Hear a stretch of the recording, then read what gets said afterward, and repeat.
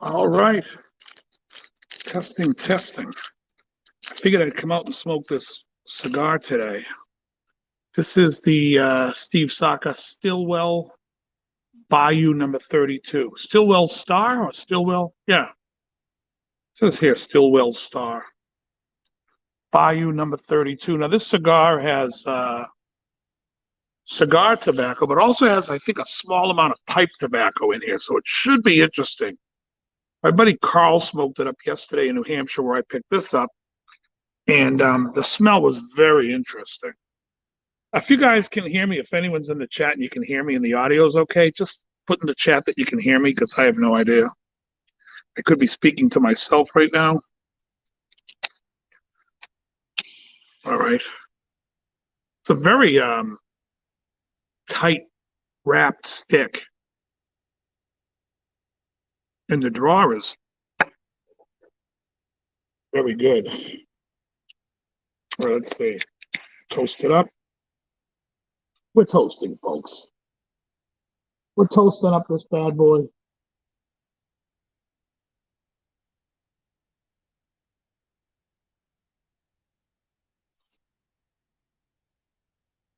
Nice. Audio's good. Hey, Tom, what's happening? Ricky? Wow. I wasn't expecting it to be so obvious that it's pipe tobacco, but you can tell that's pipe tobacco.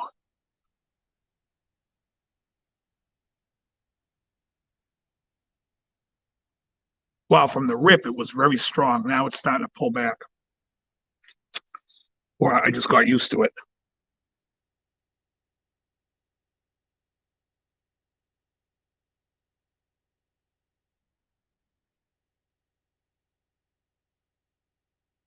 So yeah, so this is I think it's Dunbarton that makes this. I said Steve Saka, but that's Steve Saka's company is called Dunbarton. And I want to make it's hard to know where I am in the thing here. Let me bring this down just a hair. I even got my little wool cap over here in case it gets cold because I don't know how long I'll be out here doing this. But it's warm right now. But yeah, so this is the Dunbarton Stillwell Star Bayou number 32. It's interesting. So yesterday, I went up with a couple of buddies of mine, and we went up to New Hampshire to a place called Twins Cigar Shop.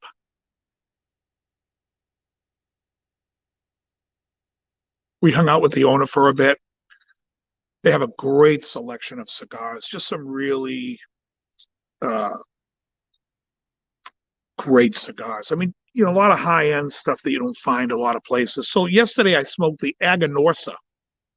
It was funny. My buddy, this is the front, actually. That's the front of my house. The drive up, Carl drove because he wanted to smoke in his car, and he's got like this minivan thing. So I was like, well, I don't feel like smoking on the ride up, so I'll have a Perdomo champagne. It's a very light cigar. And actually, it took me right when I finished it, we were pulling into the parking lot. So the second cigar after I got warmed up was the Aganorsa Leaf Aniversario Maduro. Now, for those who smoke cigars, if you guys smoke cigars out there, I watched a review after I smoked it. I watched the review last night, and this guy was like, this cigar is strong. Right off the rip, it's so strong. Now it's getting stronger. It's almost too strong. So I don't know what the hell's up with people. This is why I just don't. It's like I don't like reviews of any kind, whether it's guitar shit or fucking cigars. I smoked it yesterday. The first half of the cigar, I kept saying it was super mild. It had a great heavy flavor, but it was so smooth and light at the same time. Now, not light in flavor, but just light in smoke and light in overall body. So it had a light body, but it had like a heavy, taste. But this guy was like, oh, it's too strong. It wasn't strong at all. In fact, when it got to the halfway point, it finally hit what I would call a medium plus and barely hit a medium plus. And that's where I like. I like to live in the medium plus world of the body on the cigar, just shy of full. And I don't mind full, but I prefer medium plus. And this thing hit right that spot. It was fucking awesome. So anyone that smokes cigars up there, um, oh, I got to go on YouTube and delete these people. I'm sorry. If anyone's got a wrench, I don't know who the hell's in here. So let me just do that real quick. Some shit. People are just shit bags in general. You're going to find out when you go through life, most people are shit bags. All right, let me fix this. Signing in. Get rid of that. Mute that. Oh, that's what I want. I wanted to mute it. But let me pop out this chat. Yeah. Oh, fucking. Hold on.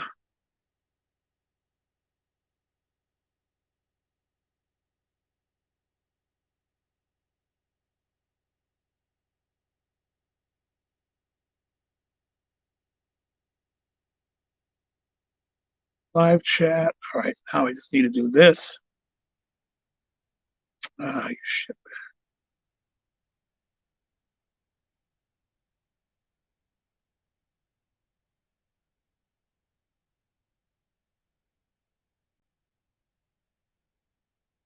All right. That's good. Well, at least we know where the sexiest porn site is. It's right there on the link. I can't get to it though in my chat because I wasn't in the chat early enough.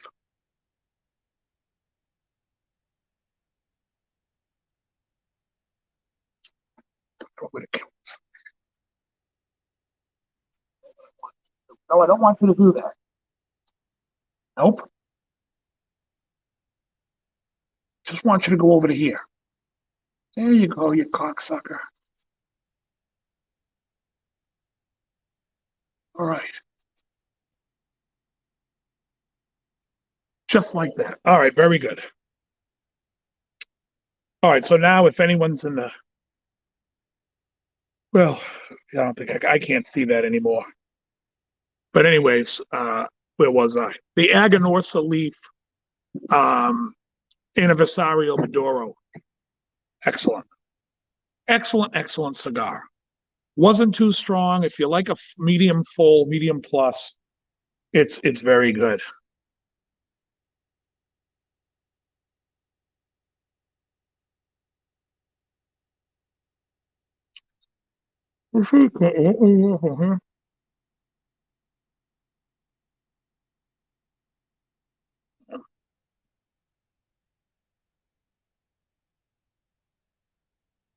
Hey, Paul. Sorry I didn't see you there.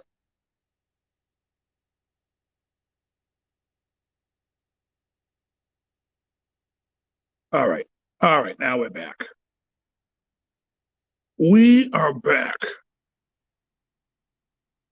So, yeah. So, anyways, I had that. The next cigar I had yesterday was called an Asylum 13. It was a particular Halloween package limited cigar that Asylum put out. Now, I'm not very familiar with Asylum. I hear people bad talk them. I hear people that like them. Um, I don't know either way what people think of it. God, this is interesting. It's.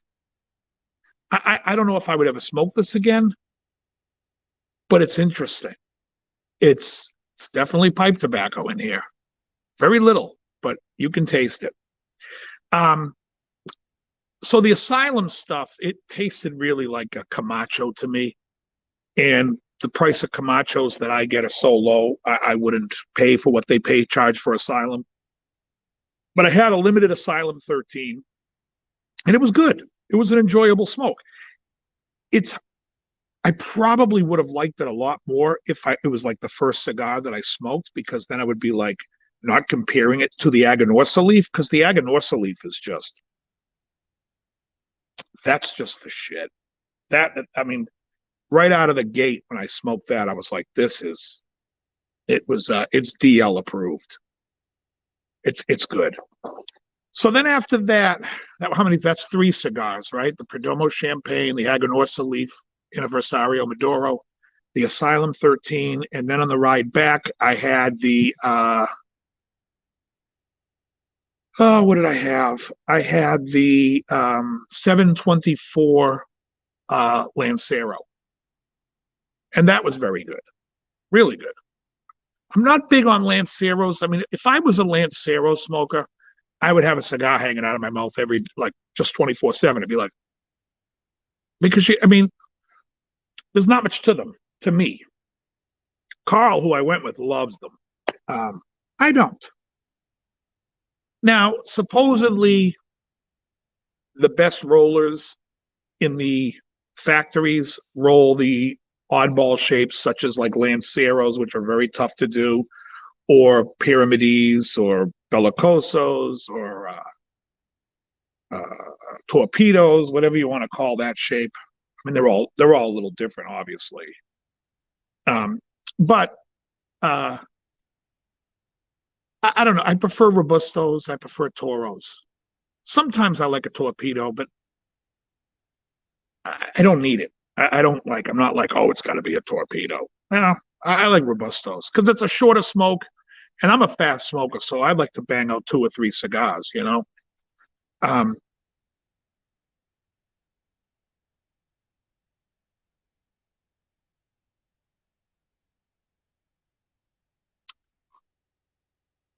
the flavor of this cigar is also getting better. I mean, it's just starting. I mean, this is I could tell this is going to be a nice slow burn. It's already it's tasting nicer. So cigars that I picked up yesterday, I picked up this here, the Dunbarton Stillwell Star Bayou number 32. They had 3 cigars that each one has a little bit different pipe tobacco in it. I picked this one just on the number 32. The other one was 27, and then the other one was like 1080. I don't know, it was 1,000 number something. But anyway, so the 32 rung out to me, and I was like, so Carl lit up the 32 yesterday, and he really enjoyed it. So he's like, oh, you're going to like it. So I said, giddy up.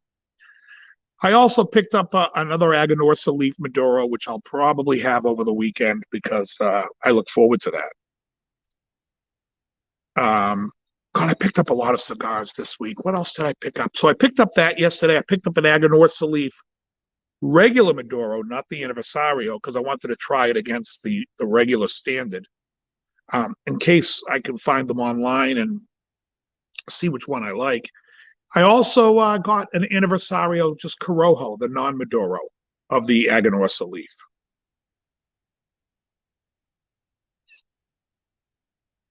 And then I ran into a rep from La Gloria Cubana, and he gave me some limited edition Honduran Puro from La Gloria Cubana. I like Drew Estates. In fact, hold on. In fact, I would say, like the Undercrown series, I like the Undercrown Maduro all decked out. I don't care for the Maduro. I don't care for the shade. I hear the Sungrown is good. I haven't had it yet. And there are other Drew Estates I like. Ones that I don't like 20 Acre Farm. I'm very particular when it comes to Connecticut shade wrappers because I find that most Connecticut wrappers bore the living piss out of me. I really think the Perdomo Champagne is a cut above most Connecticut's because it has a more of a flavor and a kick to it. And I was told the Camachos were, so I got 30 Camacho cigars in the mail today. I got five Connecticut's, 5 Scorpion Connecticut's, 5 Scorpion Sungrowns, 5 Corojos, 5 Criollos, and 5 uh, Triple Maduros, which I think they might be canceling. I think that discontinuing it. I also got 10 Aroma de Cubas today in the mail. And also this week, because I teach Angelina on Mondays. Hey, HT. I stopped up by a shop in Watertown, which I feel is really a nice little shop called the Cigar and Lounge. And so I went there a couple of weeks ago and I had an EP Carrillo Encore, which is a 96 rated cigar out of Cigar Aficionado. It's rated very high. It's a very good cigar. I just don't know that I would call it a 96. I don't think it's on the same planet as the Melanio V or the V Melanio from Oliva, but it's good. I mean, it's very good. In fact, I would say, and here's what's nuts. I'm going to tell you right now, I think I like it better than the Melanio, but only because I like the flavor better. But I don't think it's a better cigar. I think, like, if you give the Melanio to somebody and they've never had one, that cigar is an experience. That's top drawer. That's not like just a cigar. That's not a cigar you're getting when fucking somebody says, "Here, I got a kid, have a cigar." So, anyways, so I got an EP Carrillo Encore. I got the EP Carrillo Pledge, which is a 98 rated, which is the highest rating they've ever given. So I have to try that just to see what the hell's up their ass, because I haven't heard one person say it's the best cigar they ever smoked. So I'm curious to try that. So I got that. And then I got the EP Carrillo Inch, which is originally it was a 64 ring, which is an inch. I got the 60 ring because 60 ring is big enough. 60 ring is almost too big for me. I don't really love 60 ring. There's a couple of cigars that smoke better in 60 ring that I've talked about before. The Kintuji, Kinstuji. There's an S in there. I don't know how to fuck it. Kintsugi from Alec and Bradley. That's good in a 60 ring. I think the Diesel Whiskey Rose better in the 60 ring. And I think that the Hot Cake is better in the 60, although Hot HVC blends the Hot Cake differently for the 60, and it's a fucking winner. In fact, HVC right now is my favorite brand. The Hot Cake 60 is probably right now my favorite cigar, and I love the Selection number 1, which I picked up 2 Hot Cakes yesterday and 2 Selection number 1s yesterday.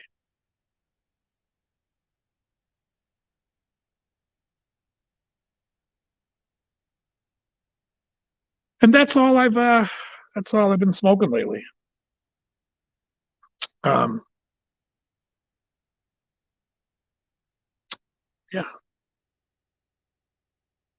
it's in this cigar. I would say is interesting. I don't know a cigar smoker that would make this their everyday smoke, because literally, it's like I'm smoking a cigar and a pipe.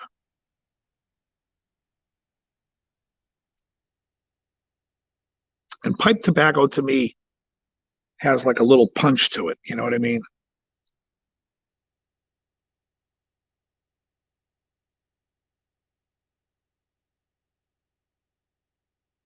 And it's not flavored tobacco. It's not flavored pipe tobacco, but it's really unique, very different. Now I heard that they're not the first person to do this, but this blend, it works. I mean, because I would smoke this again any day. I just don't know that I would go out of my way to. Somebody says to me, "Hey, we're out somewhere. Let's go smoke Stillwell Stars." I'd be like, "All right," and I'd probably try one of the other 2 as well, just to see what they're like, just for the. A lot of people. I post a lot of pictures on Instagram and Facebook of the cigars. Mainly, I'm just documenting what the fuck I'm smoking, because otherwise I'll never remember. In fact, I was looking back at some pictures the other day and I was like, wait a second, when the fuck did I smoke that? Then I was trying to remember if I liked it. I was like, I don't remember smoking it. So it is really for me to document what the hell I'm smoking. That's why it's always the cigars in the picture there, and a punch. Oh, why I didn't move that table? Hold on one sec.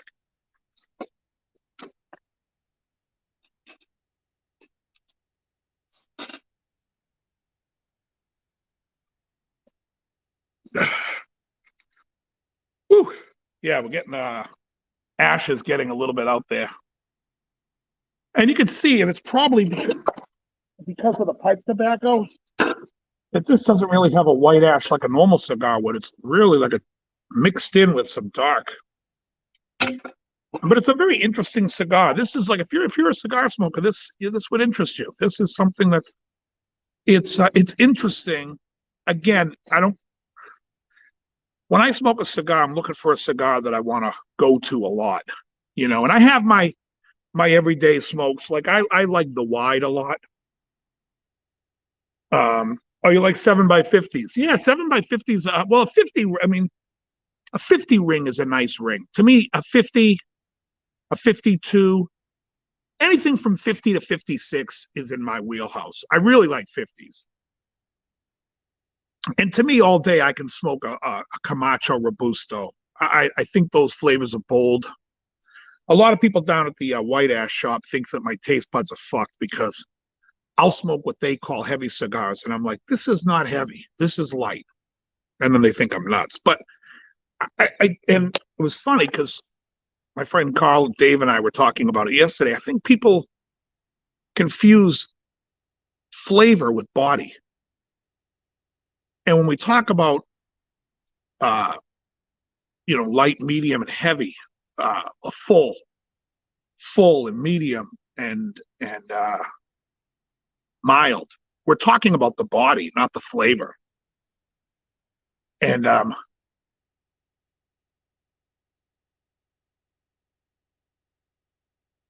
this I would call a full. This is a full body cigar. I mean, this smoke's coming at me, and I'm like, it's full.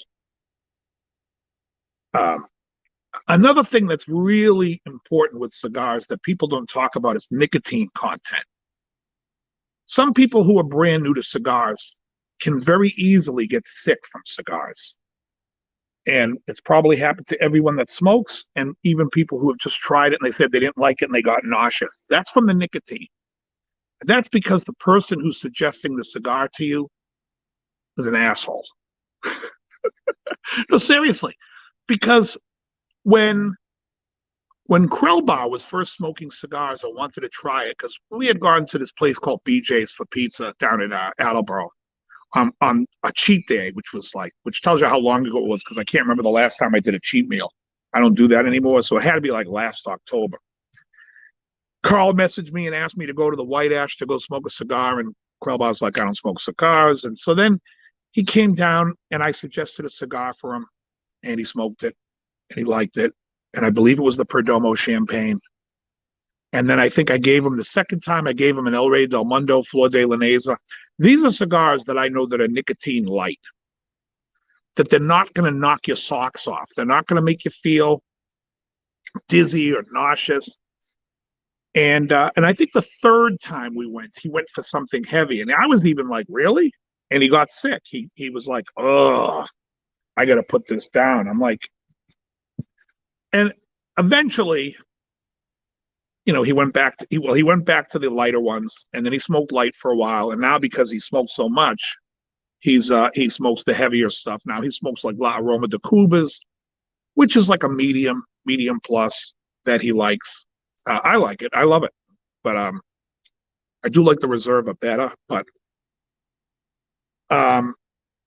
so yeah, so there are things you should, if you're going to try a cigar and you follow my channel, my guitar channel or my cigar channel, just ask me. I'll let you know if I think it's a nicotine-rich cigar. Generally, you want to stay with something like, if you're brand new, a Connecticut wrapper. It's a light wrapper. The flavor of the cigar is going to be light. It's not going to knock your socks off. Now, if a light flavor is not what you're looking for, I would even say the Perdomo 10th Anniversary Maduro is a light cigar. Even though it's a dark flavor, the nicotine is light. It's really light. So that could work for you.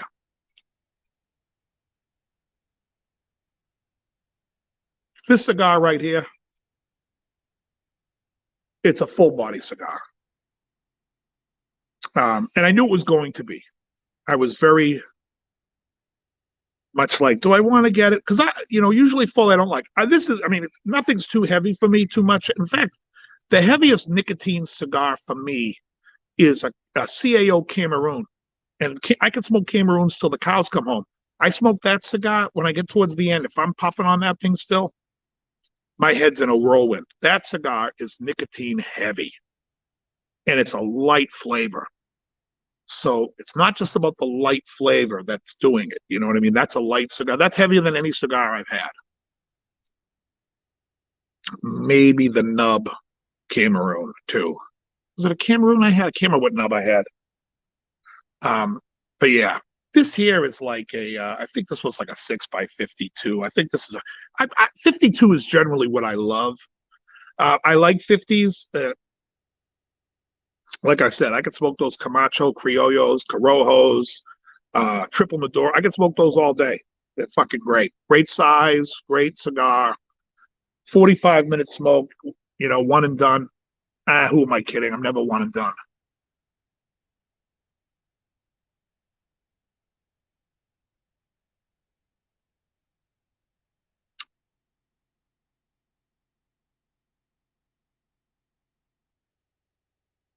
Yeah, this is interesting. I got to tell you, I probably would love this cigar if it didn't have it. If this cigar did not have the pipe tobacco, this would probably be one of my favorites. Because the only thing that would stop me from smoking this again is that pipe flavor that's coming through every now and then. And it's not that strong, but if it didn't have it, it would probably be right in my wheelhouse, this cigar. Because it's a great cigar. Steve Saka makes great stuff. I hear so many people talk about him. They don't like him. They like him. They don't like him. They like him. I'm like, what do you care? What do you give a shit if you like the guy? He makes great cigars. Just smoke a cigar and shut the balls up. It's fine.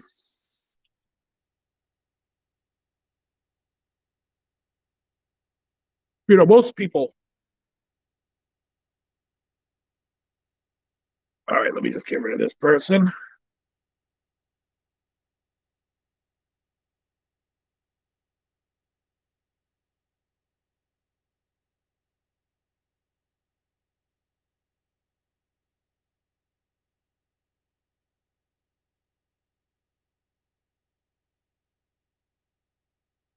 I like a cigar before dinner, not after. Oh, okay.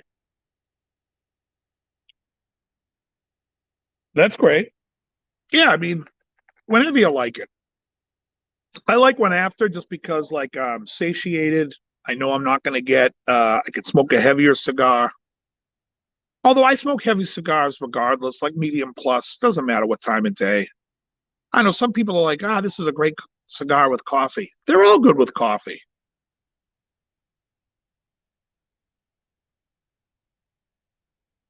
I'm really going to do something about, maybe it's the angle I'm sitting. Hold on, let me change that. Oh, that's better. Yeah, that way when I hold it up like this, it's not blocking my face.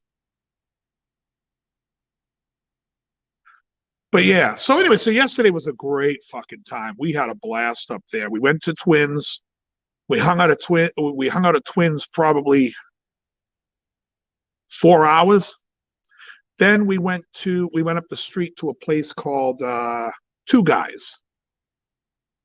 And Two Guys was really cool. And they do a podcast from up there. So they let us walk through the podcast room where they do all the filming. And that was great. And that's where I got the selection #1 from HVC.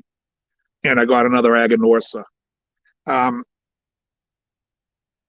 HVC is so good. It stands for Havana City. The guy who owns it, I think his name is Rainier. What the hell's Rainier's last name? Lorenzo. And if you haven't smoked an HVC hotcake, I highly recommend it. In fact, if you're smoking and you think it's too heavy, then you know that me and you have a different wheelhouse of cigars. Because my cigars that I smoke, that to me is right in my wheelhouse. Now, Chuck, who's going to be coming on the DL show, You guys remember Bald Chuck? He did the show when we did Live from the White Ash with me, him, and Krellbar. He's going to be a regular on the show. And the cool thing about Chuck and I like a lot of the same cigars. So Chuck is always trying to push these real heavy, heavy cigars because he thinks I like them heavy, heavy. I don't. So one that he kept suggesting to me that I was afraid was going to be too heavy, I smoked it and I was like, fuck, man, this is mild. It's a dark flavor. But the cigar itself was like smoking nothing, no body to the cigar at all. And he was like, I kept telling you, man. I go, everybody else in the shop kept telling me it was way too heavy. So I should be listening to Chuck more. So anyways, this cigar is, it's very interesting. Weird in the way that it's got pipe tobacco in there, and you can definitely taste it. When Carl was smoking it yesterday, I kept looking over at him going, I got a whiff of pipe. And he's like, oh yeah, it's in there.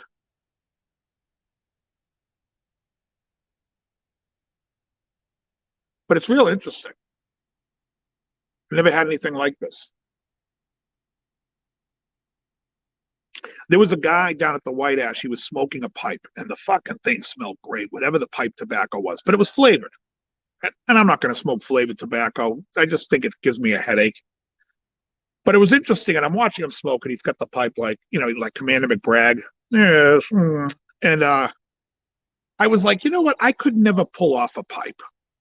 I'm not a pipe smoking looking guy. I look like I would smoke cigars. There's no way I could pull it off. So I was like, there's no way. Because everyone was like, hey, maybe we should try a pipe. I'm like, no, I'm not smoking pipes. Cigars. I had an uncle who smoked pipes, and he smoked cigars. There's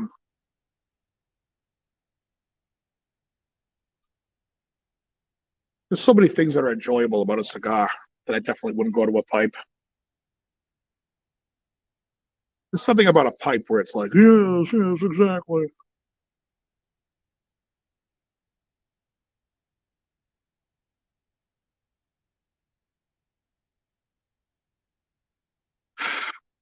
I wish this thing was in Smellorama so you guys could get a whiff of this thing because it's like it's like a fucking cigar with a hint of pipe.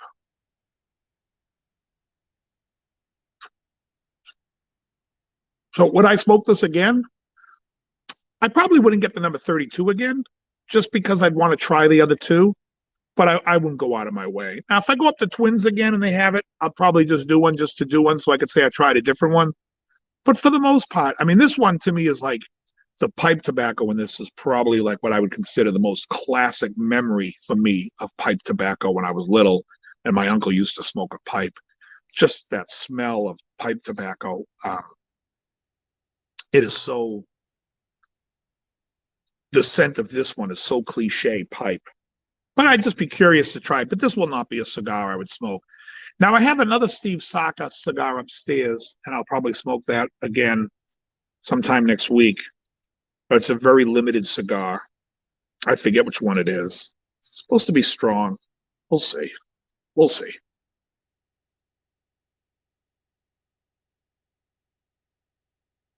On the way back from New Hampshire, Carl was playing a live concert of Stevie Ray Vaughan at Carnegie Hall with Room Full of Blues. He has such a great tone. I'm pretty positive he had to be using the Dumble amp because when his tube screamer was off, it still sounded like there was like a small one on, which I think is the sound of that steel stinger, whatever the hell that fucking amp is called. So it always sounds like the tube screamer that's barely on, that type of amp sound. But he had a great tone. You know, one thing that I always liked about Stevie Ray Vaughan is he plays with a shitload of finesse. And anytime you see the blues guys, especially around here, and they're all like, oh, I'm into Stevie, and they try to mimic the tone. They got the tone down, which is like, who cares? You can't play. They don't have the finesse. And Stevie was a big finesse player. you know?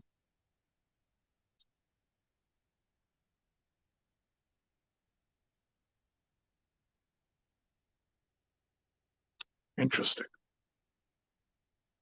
Interesting. Yeah. Stillwell Star, Bayou number 32.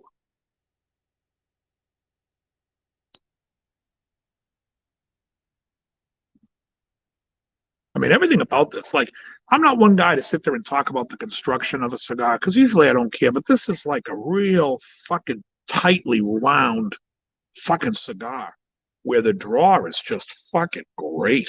I mean, usually on a tight wound cigar, put on some, yeah, exactly, with an ascot.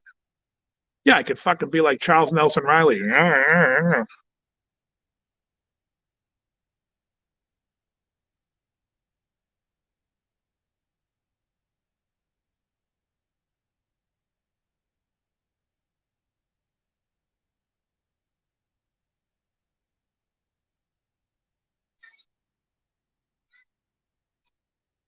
Yeah, I don't want to keep sounding like a repetitive, but it's just interesting. Again, not something I would smoke on the reg, but everything about this cigar is nice.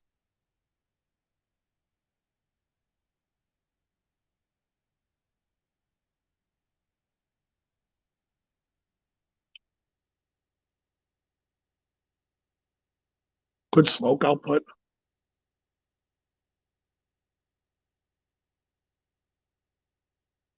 It's funny because everything about this cigar is what Steve Saka says a good cigar should be. It's not very warm by the foot of the cigar. Like it doesn't even look like it's lit. But then when you go puff it,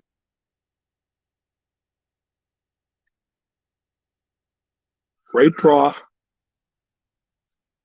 great great everything.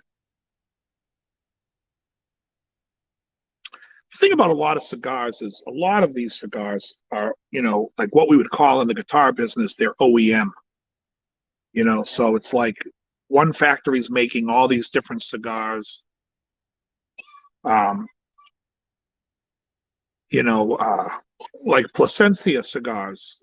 Uh, what's his name? Nestor Plasencia. They make a lot of cigars for people, and they make a lot of great cigars for people. Uh, there's so many different factories that make OEM cigars for other people. It's funny too because sometimes they make better cigars for the other people than they do themselves. Of course, that has a lot to do with the blend, but still,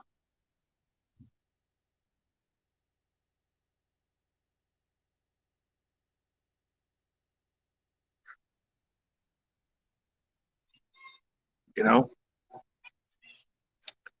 I guess all that's subjective though. I have a gig tomorrow night, and then I have a gig next week. Two gigs on Saturday next week. Uh, and then November 6th, no, November 8th, 6th. Yeah, that's Saturday night. Sunday, we change the clocks. That's going to suck.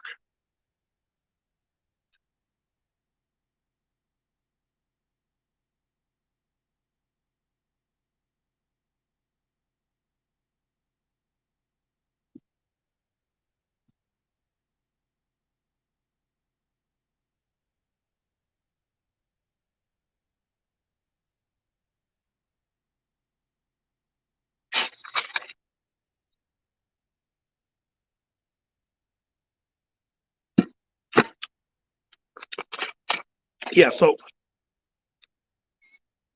again, the pipe smells coming through. It actually is more, and I think it's because I'm getting used to the flavor. It's more in my nose when I puff the smoke out. I can smell it in the smoke more than I can taste it.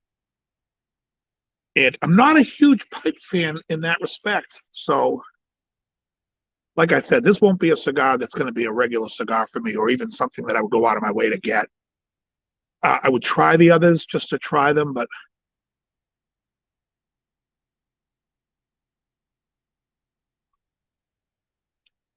it's an experience. It's definitely something different. And I'm glad I smoked it. I'm trying it because then I could say that I tried it and I know what it is. Uh, and upper crust. Upper crust, no, I have no idea who they are.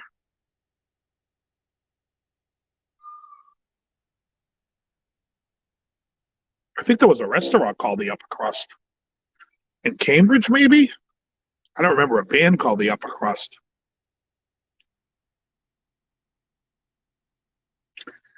Um, yeah, I'll tell you though, I've been. Uh, I talked about this on the DL show a little bit, and by the way, and I'm going to say this when I go on the DL show. If on the DL show or when I'm on here and I'm talking about anything, and I don't care what it is, whether I'm talking about food, movies, whatever. If you don't like it or you don't want to hear it, you want to hear guitar talk, get the fuck out. I don't care. I don't give a fuck what you want to hear. We're having a conversation on my show, and some guy, I can't remember his name, but he was like, I thought this was about guitars. Well, go fuck yourself. How's that?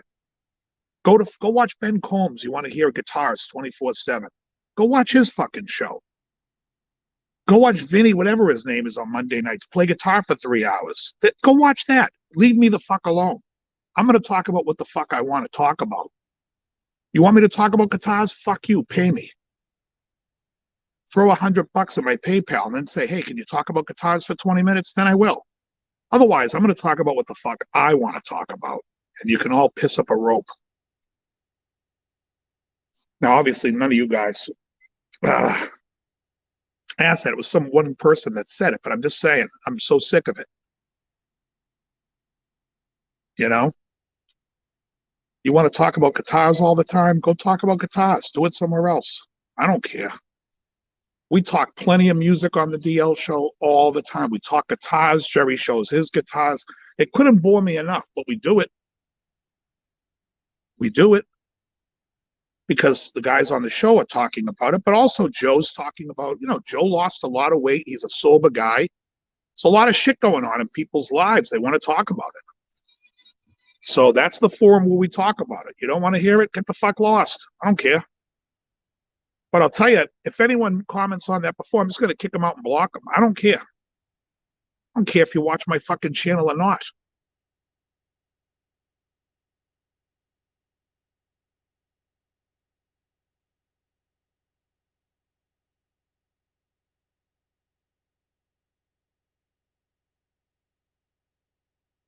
I have contempt for the audience.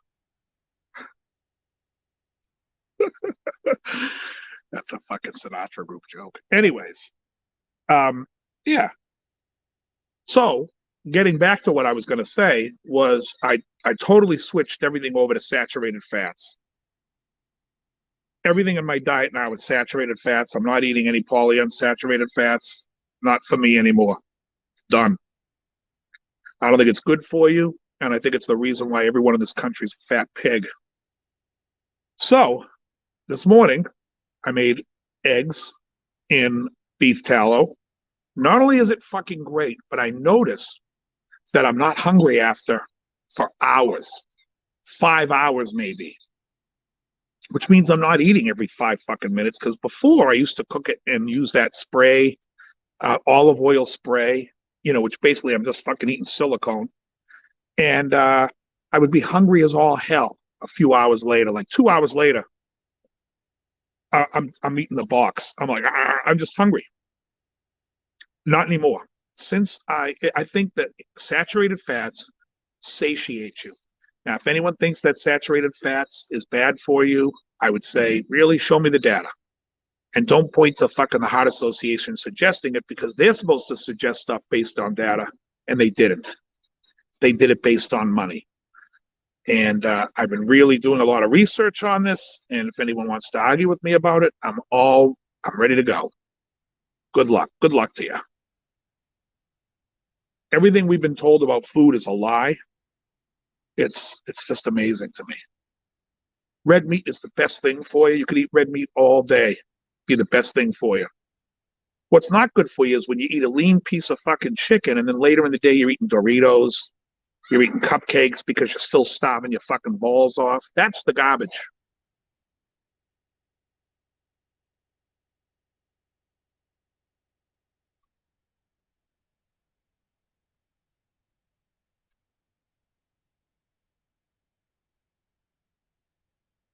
Oh, okay. Thanks, Midnight. Yeah, you get what I'm saying. I don't want to be. Why the fuck is now the sun like right in my face? Let me see if I can. Hold on. Let me see if I can move it a little bit. No matter where I fucking, no matter where I go, that fucking sun. Hey, Miss Sun, what did you say? I try to hold you, but the moon got in the way.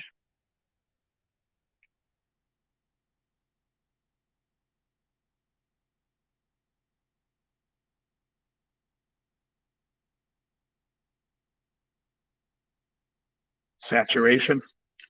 Yeah. Original song done in AC/DC style.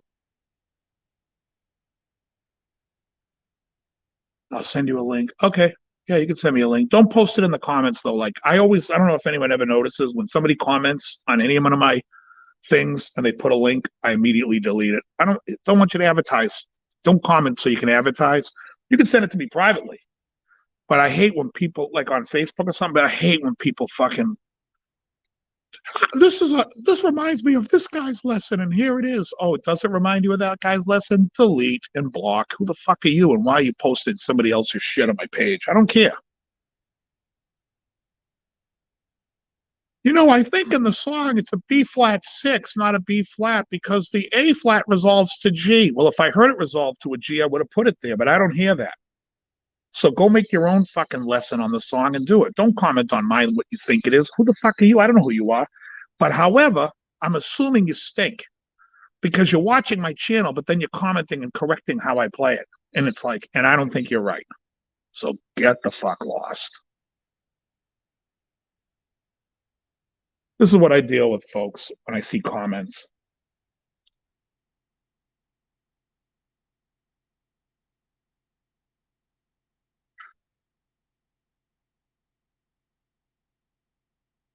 Hey Dave, can you put the chord chart in the lesson? Not all of us are professional. I don't give how the fuck you play. Those songs are up there for me. I'm sorry you don't want to work a little harder to figure out how to play the song. You want me to do everything for you. Why don't I come over your house and play the guitar for you too? What the hell is with this sun? Oh, there we go. I gotta go this way. All right, hold on 1 second. I gotta get out of the sun.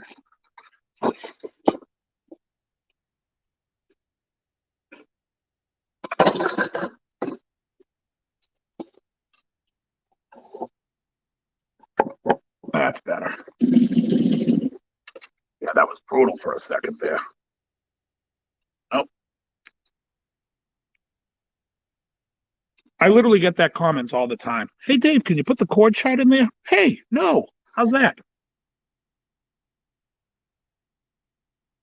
Oh, thanks for suggesting a chord chart. Geez, I never thought about that. I should do that'll only take me 8 hours then to edit the video. Why didn't I do that for you? Because I want to spend the extra 8 hours to make sure you're really getting the song.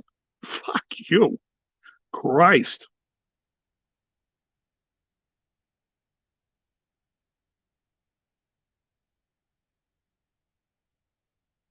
I hope you're getting it. I lose sleep at night. I wonder if the people who watch my channel are really understanding how this song goes. Or I'm not thinking about YouTube at all. You guys try to make a guess which way it goes. Guys, this cigar, I'm telling you guys right now, if you're cigar smokers, you may want to check it out. Just to say you tried it, I don't love it. It's good. If it didn't have the pipe tobacco, this thing would be good.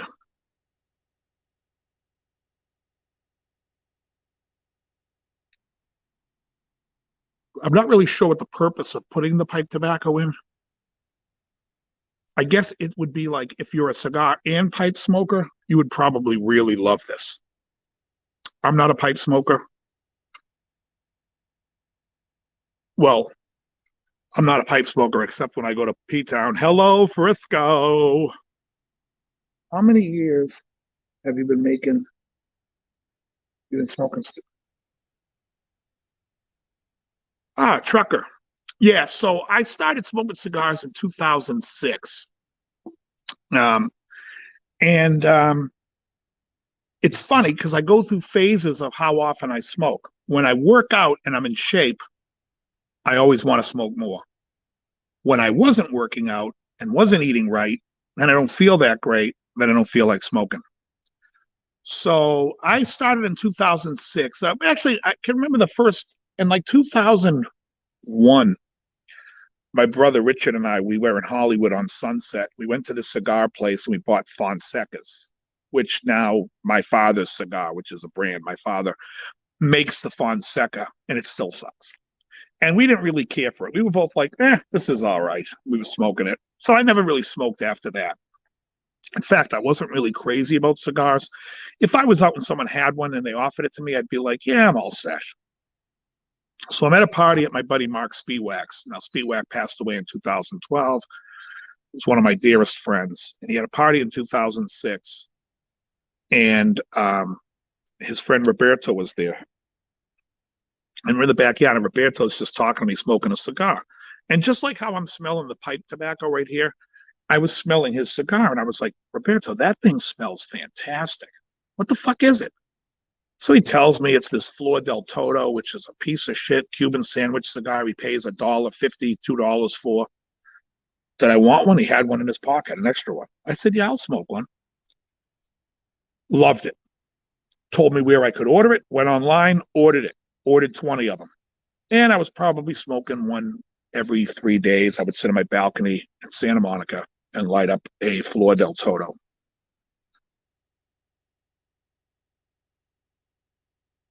During that time, I was out somewhere and I saw there was a Barnes and Noble on the 3rd Street Promenade that had a great magazine stand.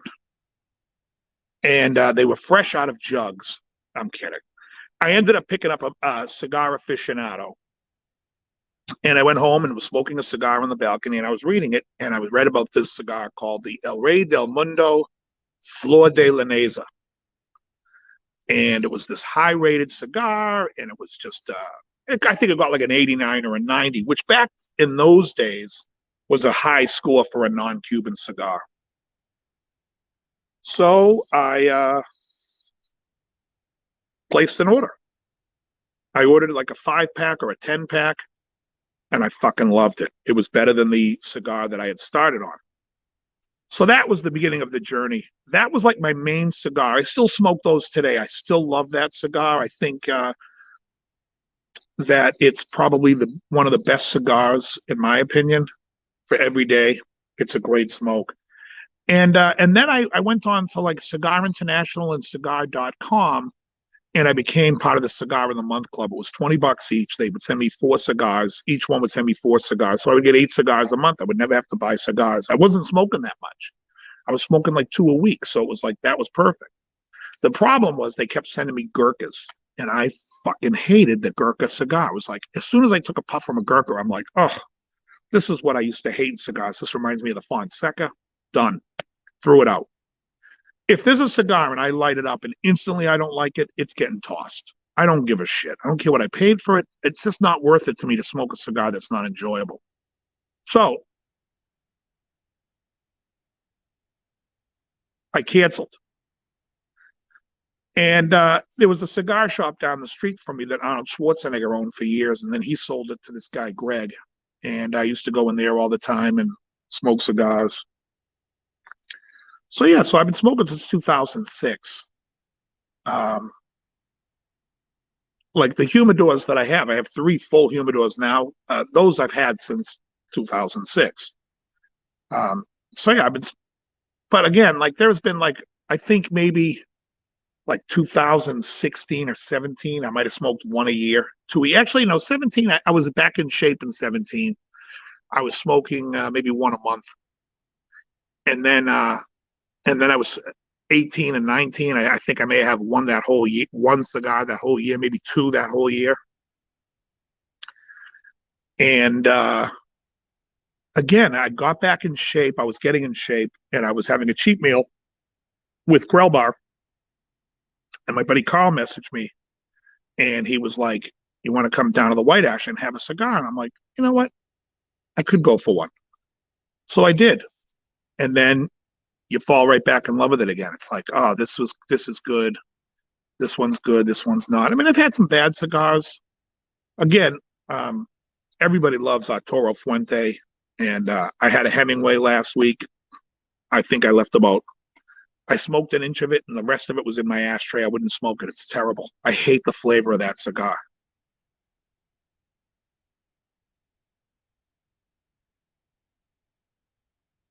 So I'm not a guy that says like I haven't met a cigar I don't like. There's plenty that I don't like. Um, there's a flavor profile that I prefer, but I do like many different flavor profiles. You know what it's like? Imagine if you were like eating donuts every day. You had one donut a day or two donuts a day. You're not going to eat the same two donuts every day. After a while, you're going to be like, all right, let me try this, let me try that. Some you're going to like better than others. It's kind of like that. You don't really inhale them. And the thing about cigars is that they relax. They're relaxing. You can sit back and you can think and you can relax, and it's a de-stressor. And the biggest killer in the United States in men is stress. So if you're trying to live a stress-free life, a cigar's it's a nice little touch. I think there was a study that said, I forget what it was, but people that smoke cigars have a 3 or 4 year lifespan longer because of that. Now, some people are going to say, oh, you're going to get cancer, you're going to get this, you're going to get that. People don't know shit. Go show me the studies, because people don't even know studies. Like it's embarrassing. It's embarrassing to me that people get told stuff like from a government point of view. Look what happened with the fucking with the shots. You got to get the shot. You won't transmit it. You have to care about other people. Oh, really? Then you see Pfizer the other day on the EU. Yeah, we didn't know if you could transmit it or not. Well, you can't. And so everything you said was a lie. It's like same thing. Same thing with food. You should eat whole grains. You should eat this. You should eat that. Really? Well, since you started telling people what they should eat since the 1950s, and even more so in the 1980s when the USDA got involved and started telling people what should be their diet curriculum, heart attacks, strokes, all things from food have gone up. All that has gone up. You know when that shit was almost nil? When people were eating a lot of red meat and fucking saturated fats.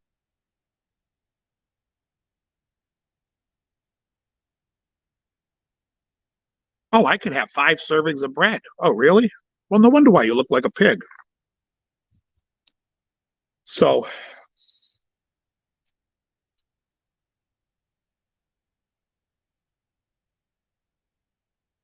Emily? Yeah, Emily's just a friend of mine. We're just friends. Emily's not what Emily wants. If she likes cigars or doesn't like cigars, that would be up to her. It has nothing to do with my life. She happens to like them. Uh, yeah, she likes cigars and didn't mind them. In fact, she's actually reached out to me recently and said someday she'll come by my driveway and smoke a cigar. I said, yeah, if you want. But yeah, yeah. A lot of people think she's my wife. She's not. We dated, but we don't. Um, and we're still good friends.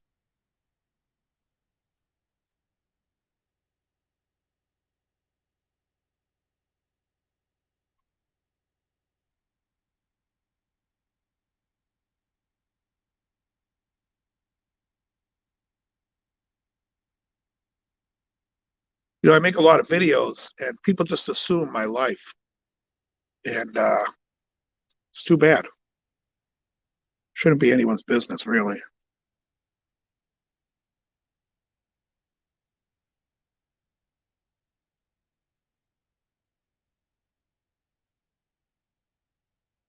I mean, like if you look at like Brad, the guitarologist, Brad was kind of like vocal about what was going on in his life. But if Brad didn't want to disclose what was going on in his life, I wouldn't care. I wouldn't ask him what was going on because I just feel like the guy makes cool videos. He's a cool dude. Who cares?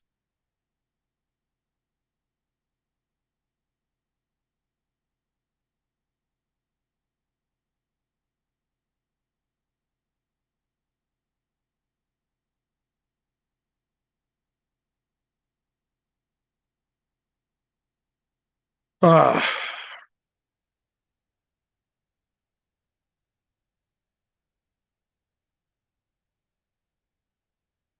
Towards the end of the cigar, I'm tasting the pipe less. Now, I don't know if it's because I've gotten used to it or that it's less in the blend at this point. 7 people left in the chat. Let's see if I can offend everybody. Get them all out. You can use it.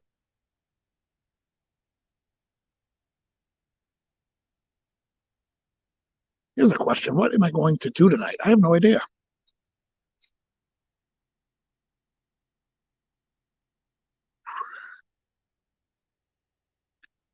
I got invited. I got to do a charity event in December that I agreed to do for a buddy of mine. It's only going to be like a half hour of me playing, so I'll deal with it. But it's for a good cause.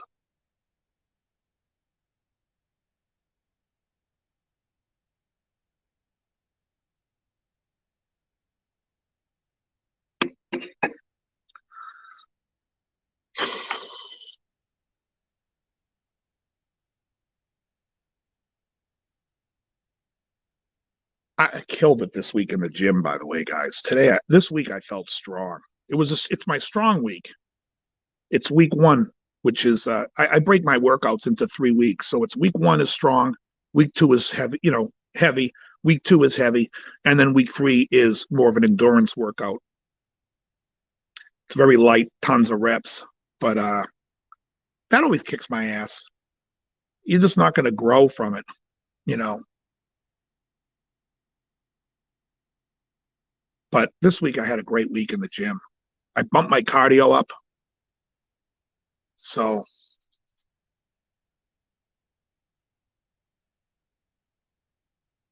I'm going to bump my cardio up next Monday as well. Hey now, Tim Thomas, welcome.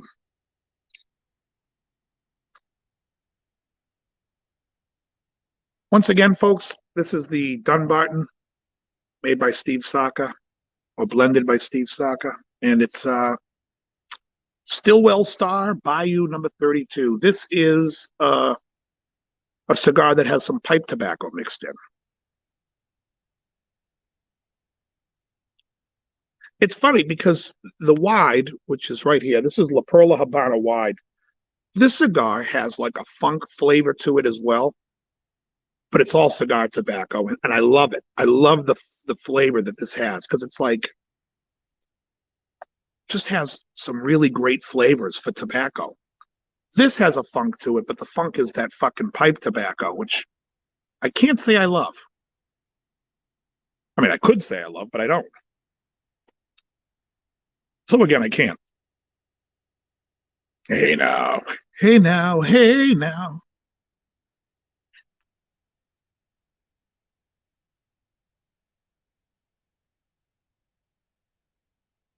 Very slow burn. Like this cigar, if this did not have pipe tobacco, I would love this cigar. The burn, fantastic. Hey, I'm going to rate this cigar right now. The burn, I'd give a 5. In fact, this cigar is one of the best burns I've smoked. Super slow, even, flawless burn. The draw, for being such a tightly wound cigar,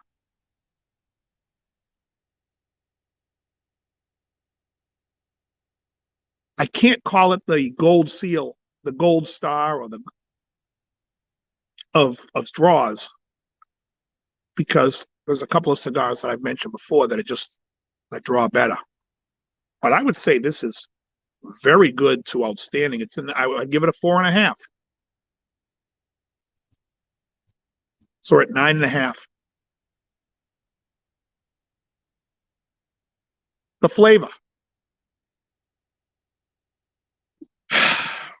This is where it's going to lose points huge. I'd give it a 2. It's okay.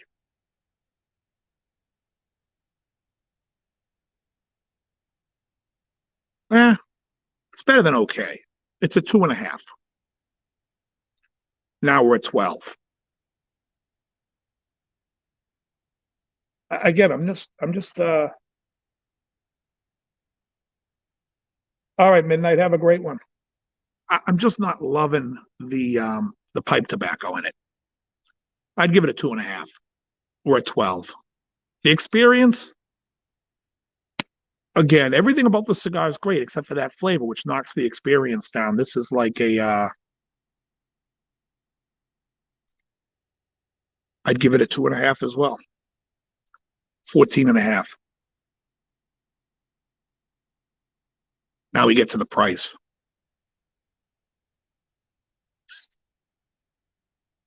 If this was a cigar that you liked, the value of this cigar, I think this cigar was like $15 or $14. Again, if it didn't have the pipe tobacco, that would be a fantastic price. I mean, not fantastic, but it would be at least a 3.5. Value, I'm going to give a 3.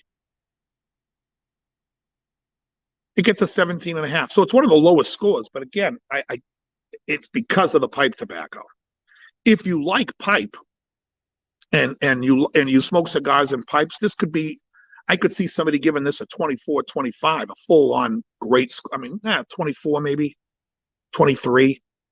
But the flavor of the cigar part is excellent because I can definitely taste and separate the flavors. The pipe is just wonky, wonky at best.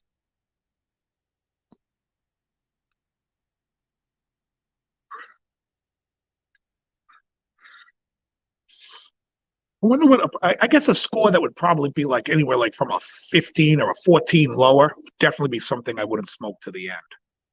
17.5 is not a bad. Did I say 17.5 or 17? I don't even know what the hell my score is. Either way, it wouldn't be.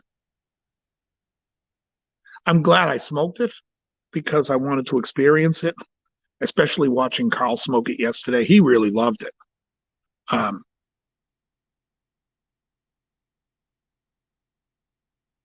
it's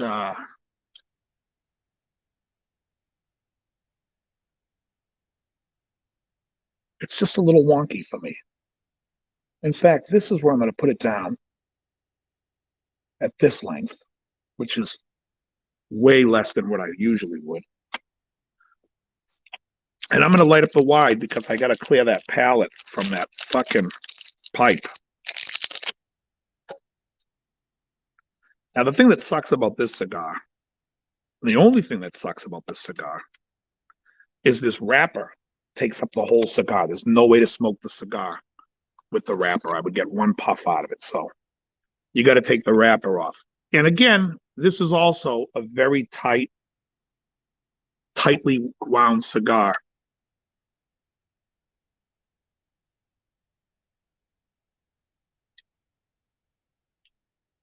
I can tell you that the ring gauge on this is a 55, so it's also a little fatter. And let's toast this bad boy up. Now, you notice I don't sit there and go,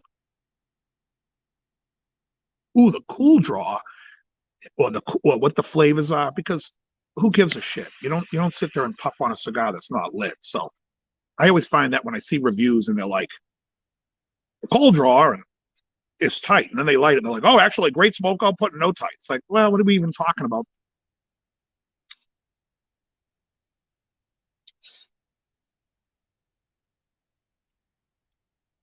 Now, this cigar, I paid $4 for, or $4 to $5 because I got two boxes. One cost me $4, one cost me $5 a stick.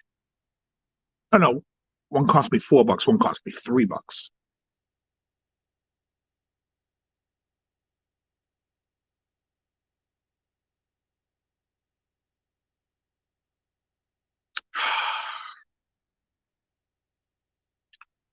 Ah, that's better. Whew. Yeah, the pipe is not my thing.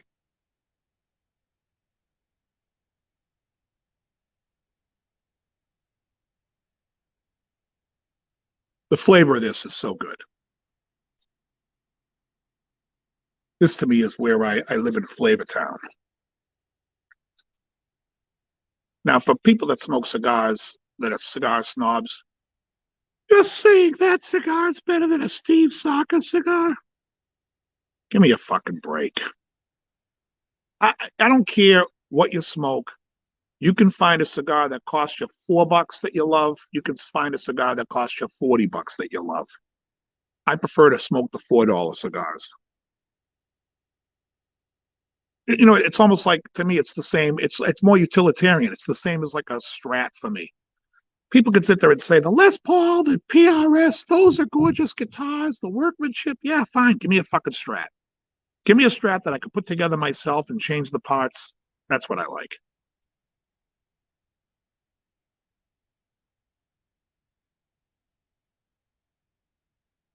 I got a buddy of mine, he hates Glocks. I'm like, I don't know how you hate it. It's a point and shoot gun. It's fucking great. A lot of fun, easy to clean. I can take it down in 2 seconds flat. I can clean it in less than 2 minutes and ready to fire it again for another year of firing a million rounds. It's just a great gun and an easy gun. And you don't like it because it doesn't feel like a fucking Lincoln Continental in your hand, then you don't like it. I just don't need that. Andrew Collins, what's happening? Oh yeah,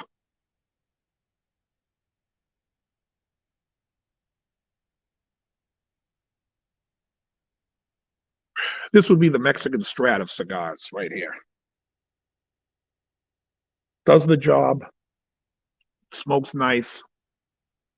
Hold on, it's getting a little cool, so I'm going to throw my hat on.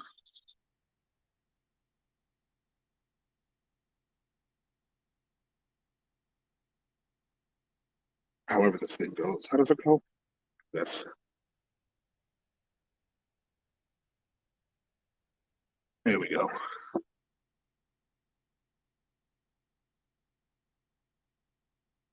Because now the sun's going behind that house over there. It's going to drop the temp.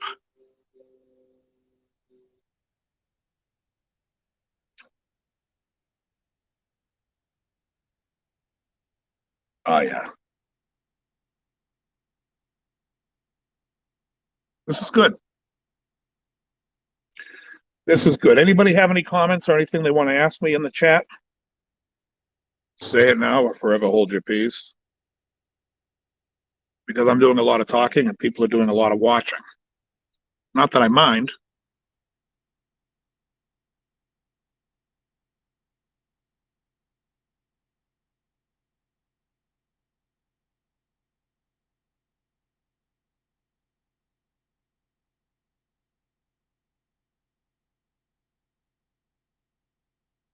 Now, see, I wish this had the burn that the Saka had. Thing with a $3, $4 stick is sometimes the burn's not great, sometimes it's fantastic. This weekend, you have a gig at Martini's Saturday night.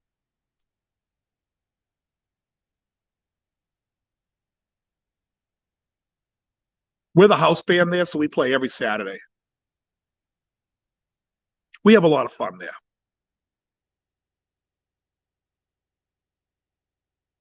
It's a lot of fun. The crowd loves us. The place likes us a lot. They feed us. They pay us. I mean, last week it was a zoo. Such a great gig last week. And we're expecting that it's going to keep up with that because more and more like so many people come in and they're like, you guys are here every week? We're like, yeah. They're like, oh, we gotta start coming here all the time. So it's like it's just been getting busier and busier, which is great. And Jim's, because we're getting more popular, Jim is way more open now to just trying songs that we haven't tried in a long time. It's been really good. It's been a lot of fun.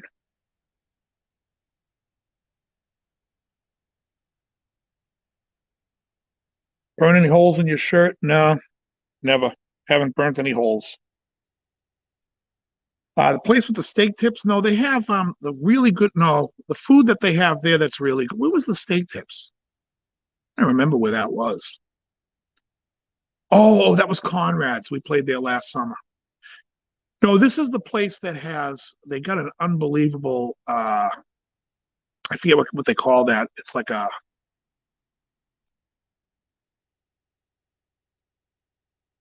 braised beef, but I always just get a burger. It's the only meal during the week. Well, one of two meals in the week where I have a piece of bread.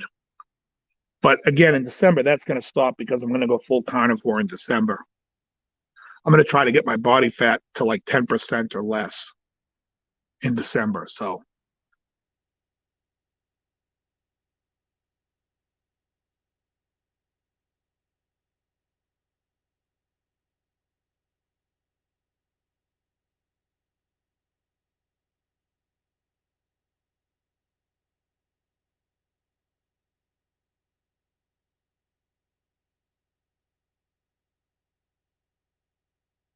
in fact, the owner of Martini Smoke Cigars, I got him a bunch of cigars a couple of weeks ago.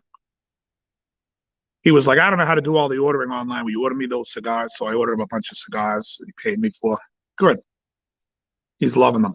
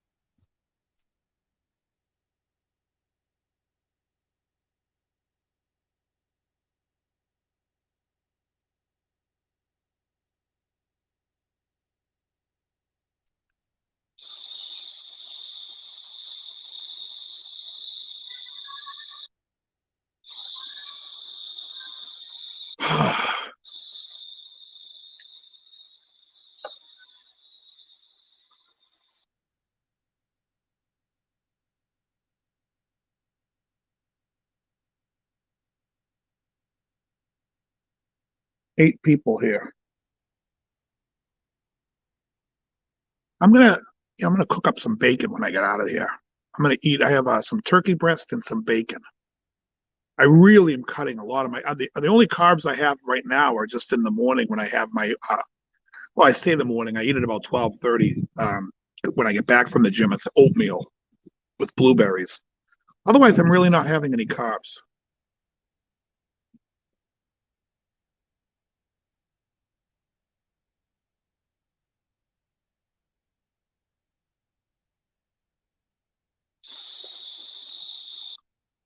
I like this cigar a lot.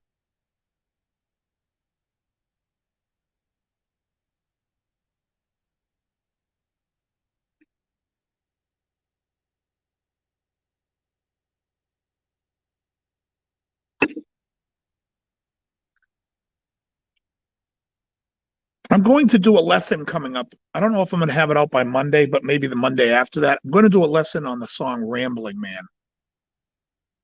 I teach, I have a student that I teach Allman Brothers songs to. And that song was very interesting when I had to separate the leads, the harmonies, because I don't know if anyone really, understands those harmonies. I mean, um, And afterwards, after I taught him the song, I went to see if there was anybody on YouTube. There was one guy that taught the song, and he showed the harmony in the beginning, but the second harmony he didn't show, and he kind of glossed through the part that you hear the loudest, and he just glossed through it real fast. And I'm like, well, that's interesting. He didn't want to play the harmony because the harmony is very different. One of the main riff is playing like a G minor 6 scale, and the harmony is playing a G major scale. And it's just where they fall, where the notes fall, that I find it super interesting. I think Dickie was an interesting guitar player. I enjoyed Dickie's playing. I mean, a lot of it sounds the same. Like the solo in Rambling Man sounds a lot like the solo in Jessica, but overall, it's just. I mean, they're obviously in different keys. One's Jessica, the solo's in D, and in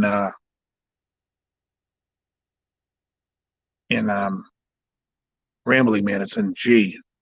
Although I think on the record they sped it up afterwards, the tape a little bit, and it's almost in A flat, but every time he plays it live, it's in G, which tells me that they sped it up.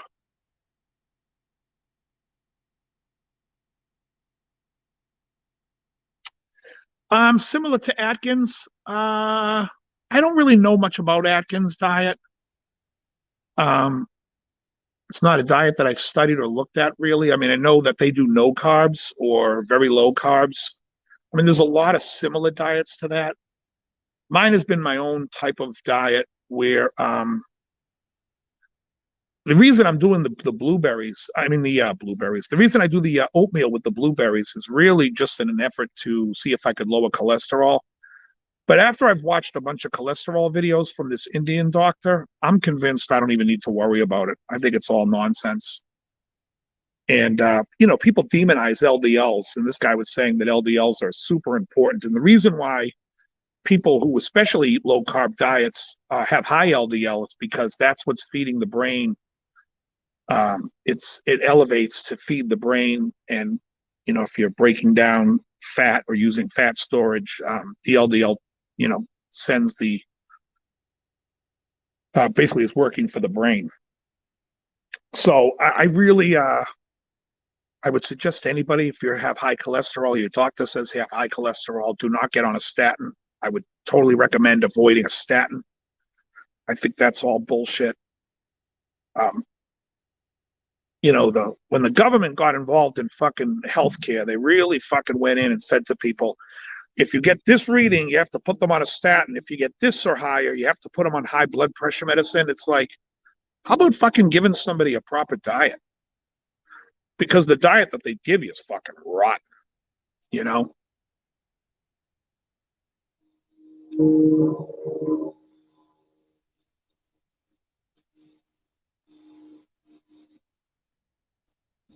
So, and my diet, is pretty strict. It wasn't so strict in the over the winter. I was making salads and I was putting croutons in the salads. I mean, it's probably where I was crunching on those croutons. It was like having a bowl of cereal. But I was doing 2 hours of cardio that time, and my thyroid was fucked up. Like my numbers of my thyroid was a mess, and I was not going to take levothyroxine because that is fucking poison. That does nothing. So I switched to Armour Thyroid in April and basically cut my carbs, and everything just kind of fell into place. I felt way different on Armour Thyroid. All of a sudden, I had energy. I wasn't so lethargic. It's like, I could tell that was the proper thing I should have been on. So, and that's the only thing I take is Armour Thyroid. Everything else, I'm off everything. I just stopped taking it cold turkey.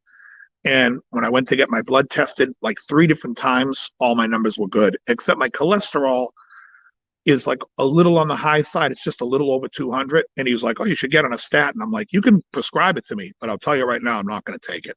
I will throw it out. So he's like, fine, I won't write it. So.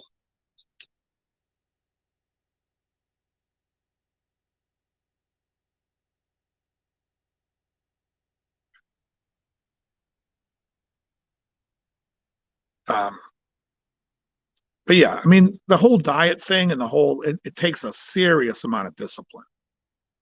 And you have to, I tell everyone, because people come up to me and they ask me for things. In fact, some people on YouTube have reached out to me and asked me about diet and about what to do. And I don't make, I don't say it in such a nice way. It takes a bunch of discipline, and you have to have that. And if you don't have the discipline, don't even fucking bother me. You have to have a certain level of discipline where you say to yourself, I want to change. I want to make this happen. And then you have to just follow through. Um, you know, that's the whole, that's why I said it in that video. It's like, whether you want to be a better guitar player, a better at anything you want to do, or just change your life for the better, you have to make the decision, and then you have to just do it. And you can't look back. You just move forward. No looking back in anything. Don't look back. Just go forward.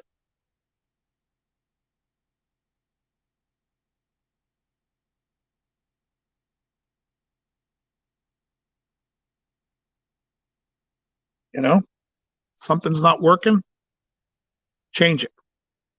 Don't look back.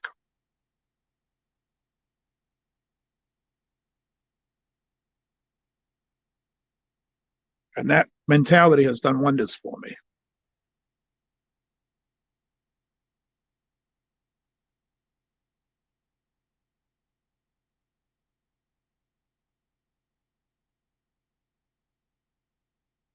So whatever it is, I don't care if you're playing guitar and whatever method you're trying to improve and it's not working, it's not serving you, change it.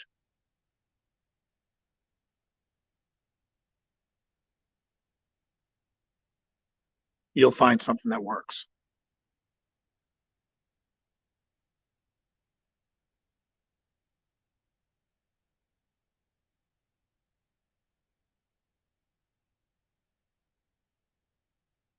You would think I live on a fucking main street the way the cars are going by today.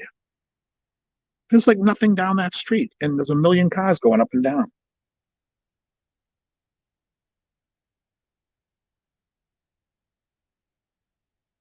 Oh yeah, Stephen, I would tell you that's the not the way to go. I would tell you that right away. But I'm not gonna fucking, to me, the vegan lifestyle is more of like there's a lot of other reasons why people do it. And so I don't, and some political, some social, whatever it is. As far as for health things, I've never met a vegan that I thought was healthy, that ever looked healthy. I've never walked up to a vegan and said, man, what are you doing? You look great. Never happened. Been around the earth 54 years. Hasn't happened yet. Um, but people will be like, well, I don't want to do this to animals or this, and I believe that. Well, I'm not going to get involved in that. You do what you do if that's what you want to do. But if you want to improve your health and change your life, you should look into intermittent fasting. You should look into saturated fats instead of the fucking fake shit the chemicals you're throwing down. That all this plant-based stuff is like, are you fucking kidding me? Here's an Impossible Burger. Yeah, it's impossible that I would ever put that thing to my fucking mouth. That's what's impossible. Give me a burger. That's what I would tell you.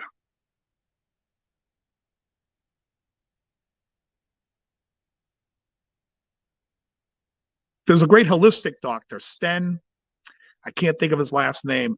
He does a video about proteins and how to assimilate proteins, and even talks about the dangers of vegan eating, because you have to consume so much, because you can't look at the protein just by the number of like, I'm getting 30 grams of protein when I do this. Yeah, that's okay. But if it's from a plant, you're only assimilating 1/6 of it to build muscle. The rest is just going to be waste. When you eat steak, one third of it you can assimilate. The rest is going to go to waste. When you eat eggs, half of the protein in the eggs you're going to assimilate, and the rest you're going to use as waste. And so understanding that, when I say as waste, I mean you're going to use it as energy. It's basically like a carbohydrate. The other is going to be for building muscle. So to build muscle, eating soy and plant products, you have to, again, if you're eating 1/6, do the math. You got to eat 3.5 times the amount of protein just to equal what eggs have. Doesn't really work.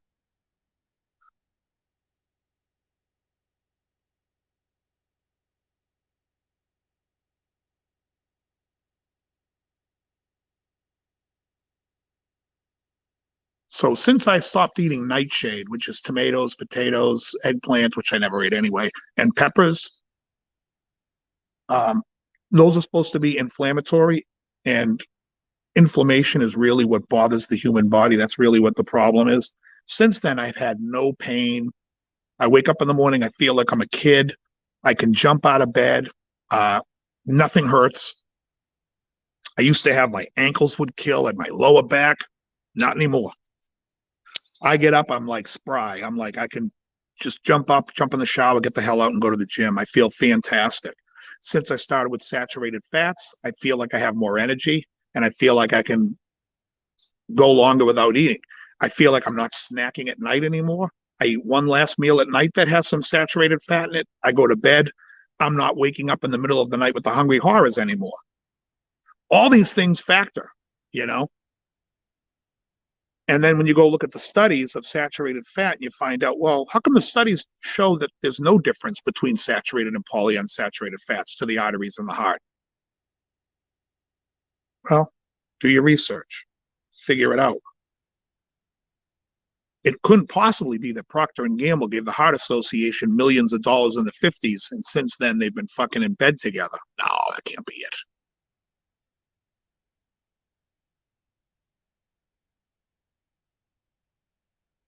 When you find out in 1980 that the USDA had gave you the guidelines for your diet without any fucking research done on it, it's just arbitrary bullshit. Oh, you eat grains. What's this based on? It's not based on anything. They don't have any data to support what they told people. Scary.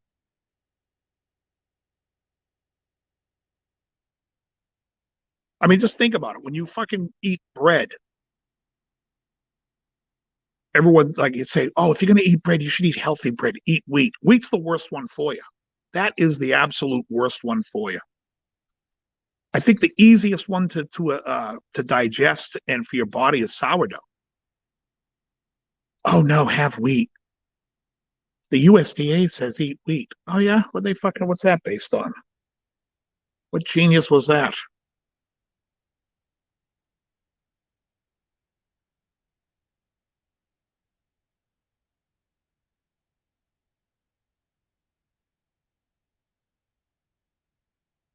Six people. Ooh, I'm really getting down there now.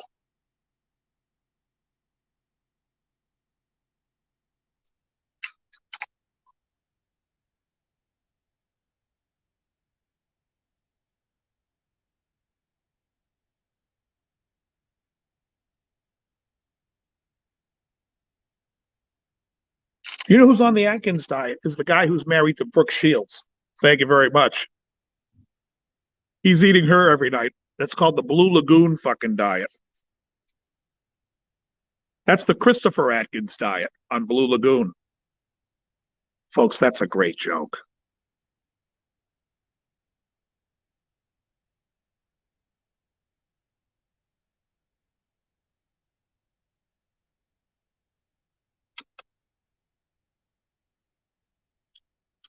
This cigar's burning very good now. This is the La Perla Habana Wide. Excellent. Excellent cigar for the money.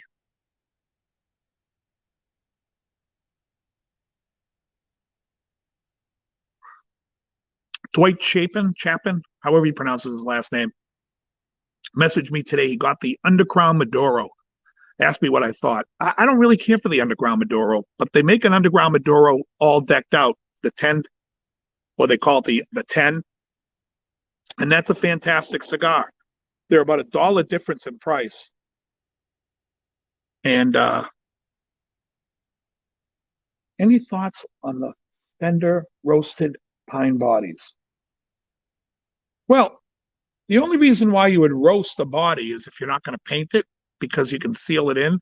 But if you're going to seal the wood and you're going to have it painted, I don't know, are they painted, Steve? Because if they're painted, there's no reason to have a roasted body.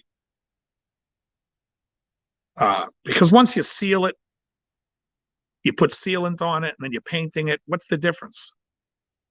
I guess you could roast it and then have a natural body where you don't have to put finish on it. That's pretty cool because that's what roasting does. It basically roasts out seals it basically. But I don't know anything about Fender doing it. I mean, I don't pay attention to what goes on with Fender because I really like the guitars that I play. In fact, a friend of mine reached out to me the other day. I haven't talked to her in a few years, and she reached out to me. Somebody had given her a guitar, and it was a Fender Jaguar from '65. I think it was a '65. Could have been earlier. Could have been a '66. No, it might be a '65. Either way, it was worth, 4 or 5 grand. And so this guy wanted to do a trade, and he was going to trade her a '52 Telecaster, and she took a picture of it and sent it to me. And I said, well, that's not a '52. That's a fucking American series. And I said, look up the serial. It's an American, I forget what they call it, the something to the American Professional 2. Anyway, she looked up the serial number, came back and said, you're right, it's this American Professional 2. And I'm like, I'm not even sure that's the original neck that came on it. It just didn't look right to me. So anyways, it caused a whole hullabaloo. And they ended up not doing the deal.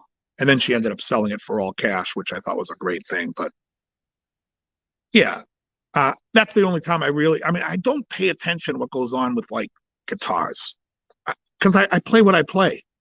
And then if somebody said to me, oh, there's a really cool pedal you should check out, I'll watch the video for like a second. But the pedal videos and demos, I'm over that too, because every time I've gone out and gotten a pedal, I can make it sound better than it does in the demo, and I can make it sound worse. But so many pedals, they're all so similar.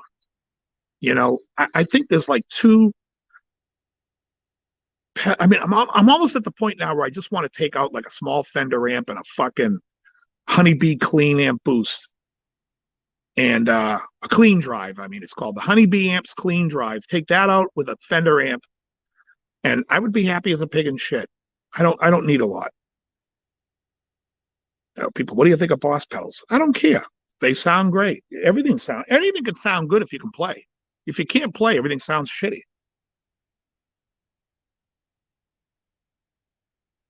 Well, pine is generally, I think, lighter anyways. Well, you can get a light piece of pine. I don't know that it would matter. It seems, it's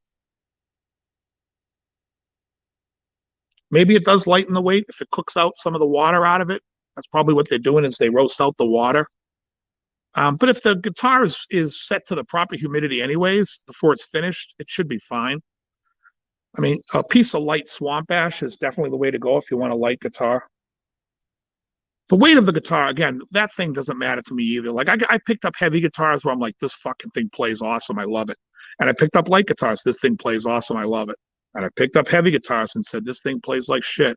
And picked up light guitars and said, this thing plays like shit. So some guitars inspire you. The weight to me doesn't matter. I don't sit there and nickel and dime over the weight. I don't care. I have heavy guitars. I have light guitars. Songs inspire me. If I'm going to play a cool song, then I'm like, all right, this is going to be good. This will be fun. But yeah, I don't really hunt down the gear. People say, oh, you got to try the Silver Sky. I tried the Silver Sky actually because somebody had one and wanted me to try it. I didn't like it. I don't care for that radius. I didn't care for the feel. I just don't care. And I would never care if I never tried it. I don't know. I don't feel like I need to be. So many guys on YouTube, they feel like they need to be up on everything. When I worked in a store, I had to be up on everything because that was my job. But I don't work in a store anymore. And so as a player, I honestly don't give a shit. I don't care. Did you see the new Strats? I didn't. I wouldn't know they came out with a new Strat. I got the ones I like. They're not going to be better than the Warmouth ones I put together. So,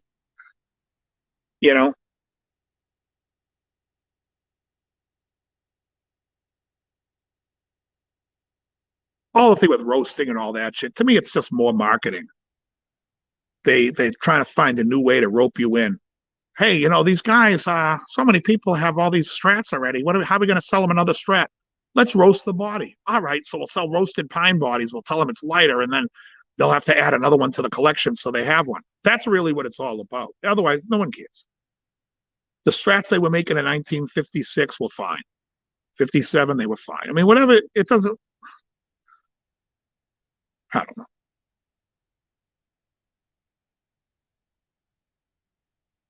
If you like it, you like it. If you don't, you don't. I just don't, yeah, I don't pay too much attention anymore.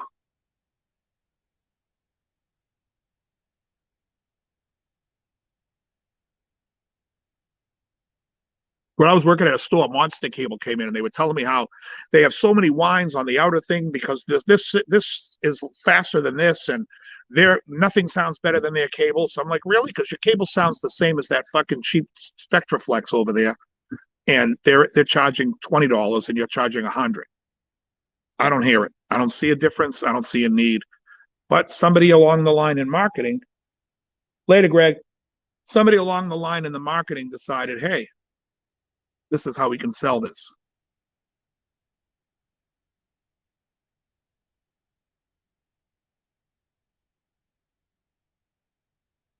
When I play out every gig, I play with a Megami cable. Actually, I have a Monster cable, mainly because I got them for free when I was running a store. The reps would always come in and give you shit. I have a Monster cable that goes from my reverb pedal to the board, and I have a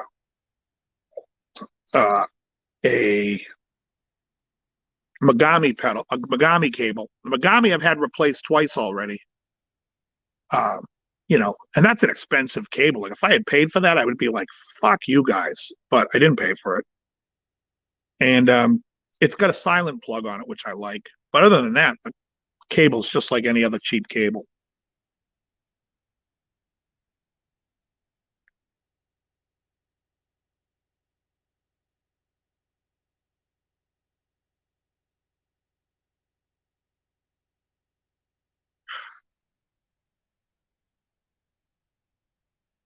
It's so funny because this cigar right now is really mild to me. And usually it's a medium plus or medium.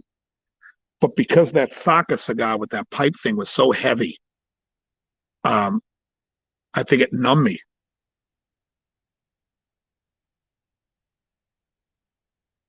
I think after that, I probably should have had the Camacho Triple Maduro. But although I don't think that's a heavy cigar either.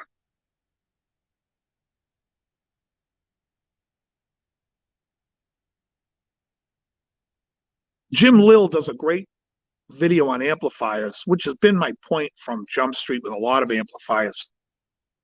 If the amp isn't bright enough for you, turn the treble up, turn the bass down. Everyone's watching these fucking demos on YouTube with everything at 12 o'clock. It's like, are you fucking kidding me? I don't think I've ever played an amp with everything at 12 o'clock, ever in my life.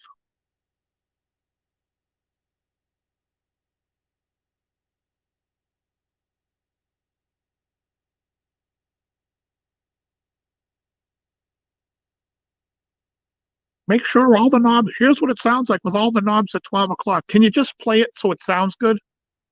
Stop trying to show me what everything at noon sounds like.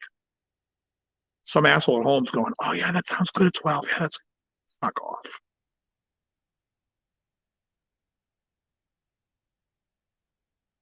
How long have I been on here? I'll go to 2 hours and then I'm dumping.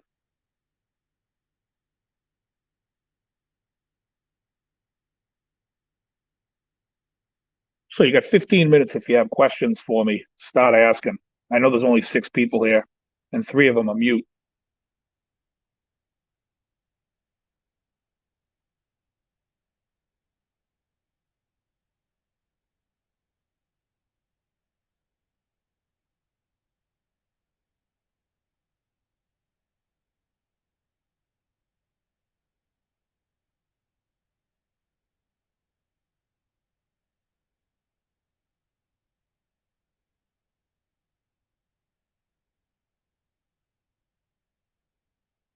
I know I like California a lot.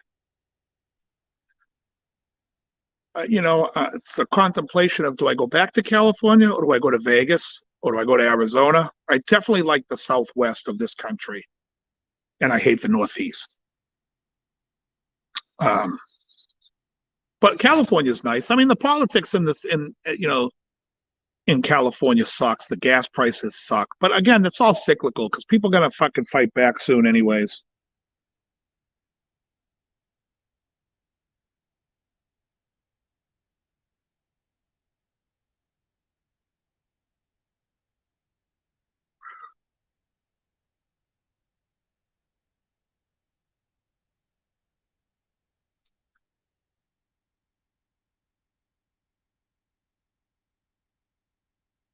And I like the fact I could smoke on my balcony all year round. Here, it's what, middle October, and it's like a warm day, and I'm out here with my fucking beanie cap on and fucking sweatshirt. Sucks.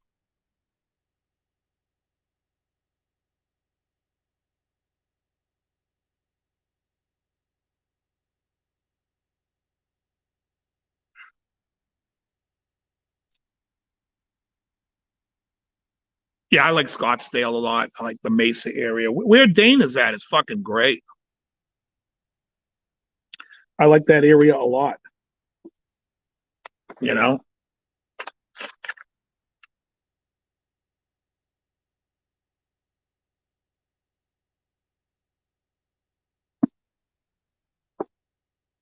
I think he's like an 8, 10 hour drive maybe to LA.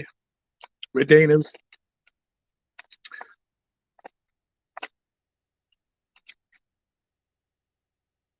But it's so funny because when I talk to people around here, they're like, "Oh, I would need to be near the ocean." Oh, really? How often do you go to the beach? I never do. Oh, okay. Yeah, you need to be near it.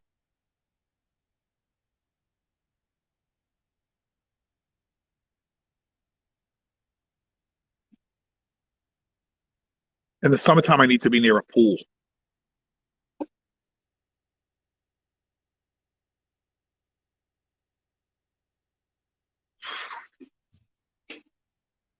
All right, what else? What else you got for me, folks? You got 13 minutes or 12 minutes. Anything else you want to ask while I'm here before I go eat my fucking turkey and bacon? Not turkey bacon, but turkey and bacon. Oh, no, you're chicken and bacon. I have that chicken that's cooked.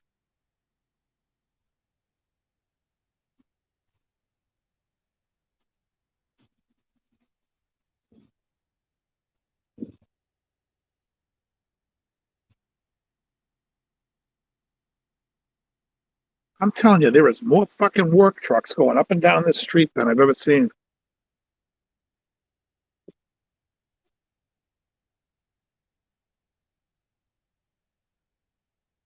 All right, folks, I'm going to go eat because no one's saying anything. And I'd rather be eating right now.